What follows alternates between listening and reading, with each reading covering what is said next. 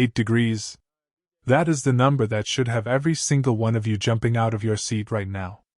Everyone is talking about the matchups, the schemes, and the coaching history, but they are ignoring the single biggest factor that is about to end the Rams' season before it even starts. Matthew Stafford has a literal curse when the thermometer drops, and Caleb Williams is built for the freeze. We aren't just looking at a win this Sunday. We are looking at a frozen nightmare for Los Angeles and a historic night for Soldier Field. Do you want to see the Bears absolutely dominate this Sunday night? If you do, smash that like button right now, share this with a friend, and hit subscribe so you never miss a beat of this playoff run. Listen, family, the stage is officially set. Sunday Night Football. The lights, the cameras, the entire football world watching us at 5:30 p.m. Central. But more importantly, the elements are watching us. The forecast is in, and it is beautiful. We are looking at a feels-like temperature that is going to be well below zero. Bitter, biting, bare weather. And I need you to understand exactly why this is such a catastrophe for the Los Angeles Rams. This isn't just about being uncomfortable. This is about physics, and it is about history. Let's talk about the Iceman narrative versus the reality. We know Matthew Stafford is tough. The guy has played through injuries his whole career. He has had 7 fourth-quarter comebacks just this year alone. I respect the grit. But grit doesn't change the fact that when the temperature dips below 20 degrees, Matthew Stafford is a completely different quarterback. He is 1-8 in his career in these freezing conditions. 1-8. That is not a slump, that is a trend. That is a career-long struggle to grip the football, to spin it through the wind, and to function when your hands are numb. On the other side, we have Caleb Williams. Our rookie. Our leader. The guy who has already proven he doesn't care what the weather app says.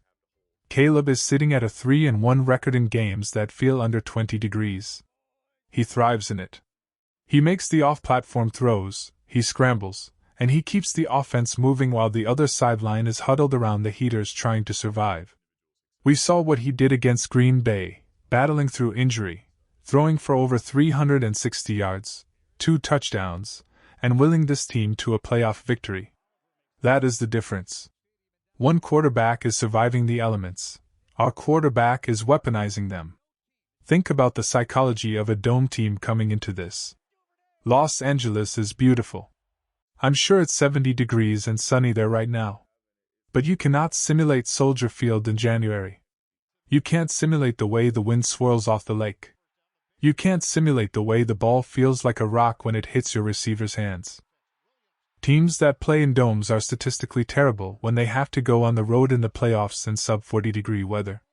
Over the last decade, those dome teams are 1-15 in this exact scenario. 1 win. 15 losses. That is the mountain the Rams have to climb.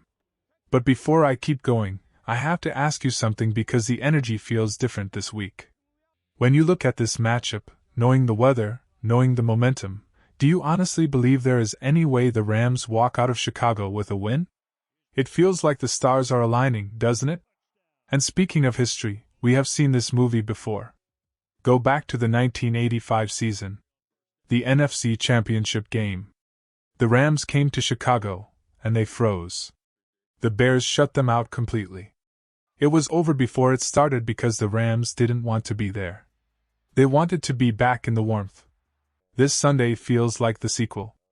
We have the defense, we have the crowd, and we have the cold.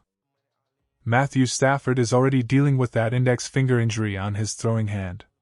Imagine trying to grip a frozen football with a sprained finger when it's 8 degrees outside. I don't care how much numbing agent you use, that is going to affect your touch. It is going to affect your accuracy. And our secondary is going to be waiting for those floating ducks all night long. Now, let's shift gears to the man leading the charge. Ben Johnson. The narrative all week has been about curses. The Bears have lost 11 straight games on NBC Sunday Night Football. It's an ugly streak. It's the kind of stat that makes you nervous.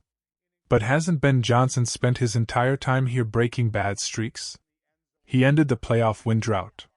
He ended the offensive struggles. He fixed the offensive line woes. He is a curse breaker. That is what he does. So when people bring up the Sunday Night Football losing streak, I just smile. Because that is just one more ghost for Ben Johnson to bust. He knows exactly what is at stake. He knows he has the better quarterback for these conditions. This leads me to the most important interaction of the day, and I need you to be honest with me in the comments section.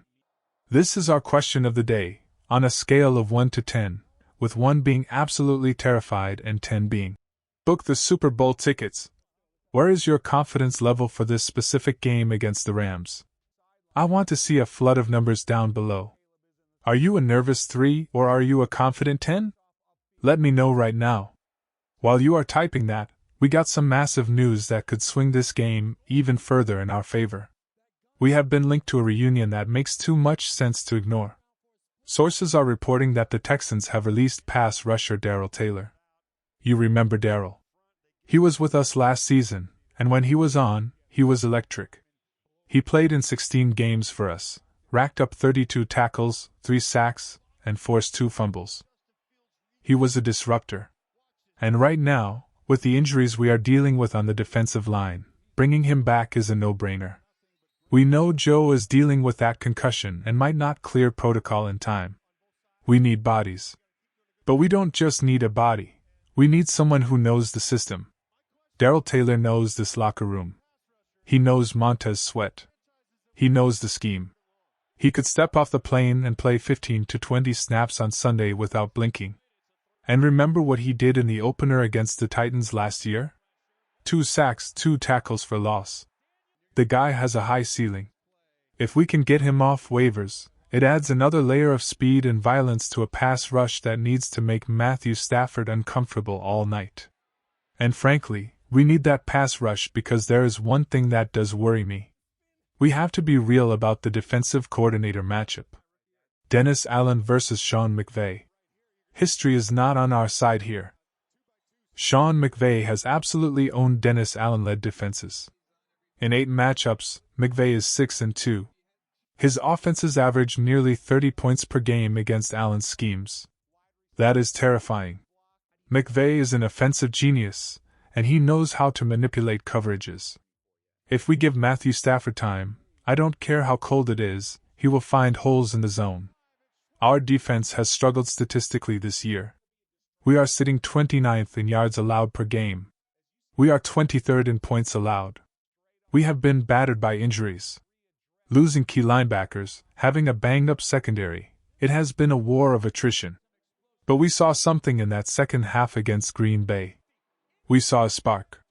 We saw adjustments. Dennis Allen tightened the screws, allowed only 6 points in the second half, and the defense looked fast again. That is the version of the defense we need on Sunday. We cannot afford the version that gives up 30 points. We need the version that swarms to the ball and punishes receivers for catching it in the cold. This is why the potential addition of Darrell Taylor is so critical.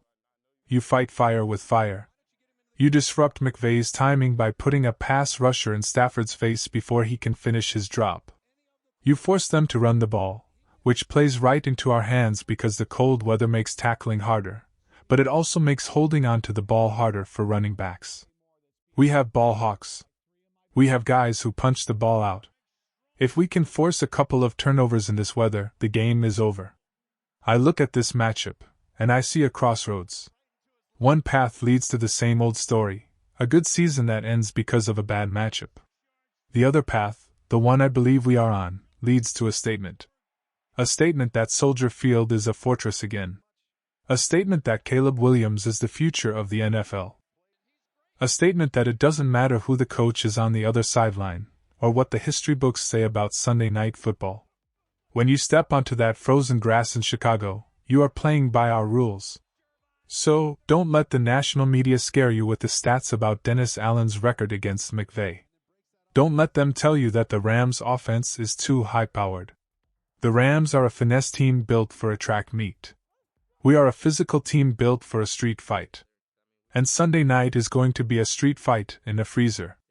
I am feeling a level of confidence I haven't felt in years. The pieces are there. The quarterback is there. The weather is there. All that is left is for the clock to hit 5:30 on Sunday. I appreciate every single one of you for tuning in. This community is the best in the world, and we are building something special here. If you haven't already, please make sure you like this video, drop a comment, and share it with just one other Bears fan who needs to get hyped for this game. Tell them to subscribe so we can grow this family even bigger. My name is Nick, and I will see you guys in the next one. Let's get loud, let's stay warm, and as always, bear down.